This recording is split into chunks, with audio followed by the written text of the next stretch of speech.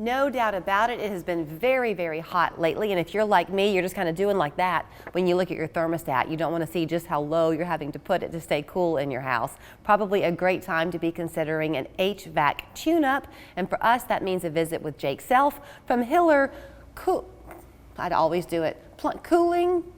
Plumbing, heating, cooling, and electrical. See, I've got cooling on my mind first. I thought I was going to get an A. Well, let's put that first for today anyway. Good to see you this morning. Thank you. I'm fresh off vacation. I think my mind is still kind of warped. So, am I right that the maintenance checks are really key to maintaining that system? Yes. So I like to say, do you want to be proactive or reactive?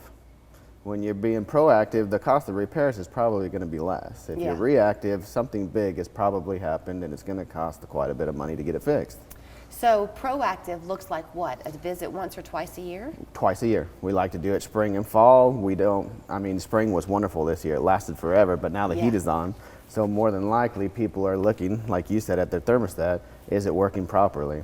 And like you said, we may be dialing it down and farther to get comfortable, but is that the correct way to go about things? If you're continuing to drop your thermostat down, there may be an issue where we're not getting all the humidity out of the air. So there may actually be an underlying issue with your heating and air system that we do need to look at. So, I mean, as a personal preference, obviously, Absolutely. But when you talk about keeping on dialing it down, is there kind of a magic number for you where you think that's just too low? That's personal preference, but we need to remember that it's a heating and air unit, not a refrigerator. Yeah. Some people really like to go as low as possible, but they're not made to do that. So we have two units, upstairs and downstairs. Our downstairs one, we keep really on like 74. Okay.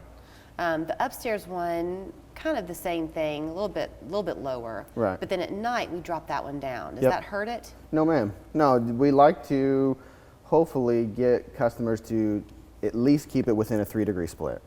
Anything more than that, you're probably putting undue stress on your unit, as well as your energy bills are going to start to creep up. Because when you think of things like, I want to cool this space down, everybody wants to just reach up at the register and say, hey, do I have cold air or not? But in fact, that we have to actually cool the air, but we have to cool the space around it. Your tables, your chairs, your furniture, your walls, your ceiling has to bring down to that temperature in order for you to make that the right temperature. What was it that you said a minute ago about if you're having to keep on knocking it down, that you're something about the humidity in the air? More than likely, if you're not comfortable, I mean, again, it's personal preference, but if you're not feeling comfort at somewhere between 74 and 70 degrees, there may be an issue with the humidity in your house, and we need to look at that. There's too much humidity? Correct. So if that's the case, wouldn't that lead to mold issues and It concerns very well like could. that? Yep, and a lot of times you will not see any of that until it has consumed your crawl space or your attic. Then it starts coming into your house. Okay, what I gave you, the example I gave you at my house, is that kind of normal because the heat rises? So is it logical that it would be a little bit warmer upstairs? Yep. Okay. Yep.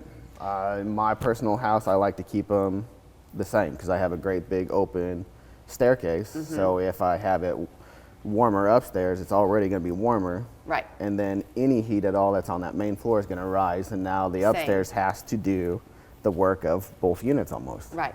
Okay, what about, you mentioned the maintenance in the spring and then again in the fall. Clearly, we've missed spring. Right. Can you still do a maintenance? Absolutely. It's never too late. Okay. The only thing that we would hope is that you call in before there's an actual problem, because we have a customer base that is without cooling, so we need to get to them probably faster than our maintenance customers right off the bat, because hopefully our maintenance customers are cooling and we have someone that is without air conditioning. When y'all, since so many people do have 2 units at their houses, when y'all do the maintenance checks, do you ever kind of assess and say, look, you've got probably 5 years left on this one, but this one could be going out on you in a year or 2? Absolutely.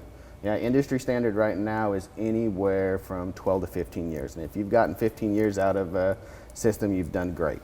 They just don't build things to last like they used to. If you are, okay, does that mean if you have an older one, should you hold on to it? Personal preference. Yeah, I would love to say hold on to it, but the problem is they're phasing out the refrigerants, they're phasing out old parts.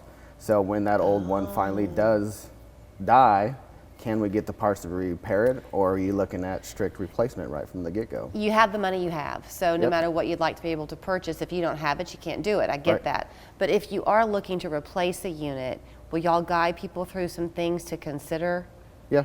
So all of our, we call them comfort advisors or project managers, come out and they will do a heat load on your house to make sure your current unit is sized correctly and that the system we come back with is matched to your house. Okay. So they know so much. Obviously, he's going to focus on the cooling part of it because it's hot, hot, hot outside. But you heard me stumble. I can say it right this time. It's Hiller Plumbing, Heating, Cooling, and Electrical. Yes, ma'am. The best thing to know is it's happyhiller.com because they want you to be happy when they leave your house. Their main office there on Lee Highway, but just give them a call, 481-9180. They'll be happy to keep the thermostat war in your house to a minimum. Thanks. Thank you.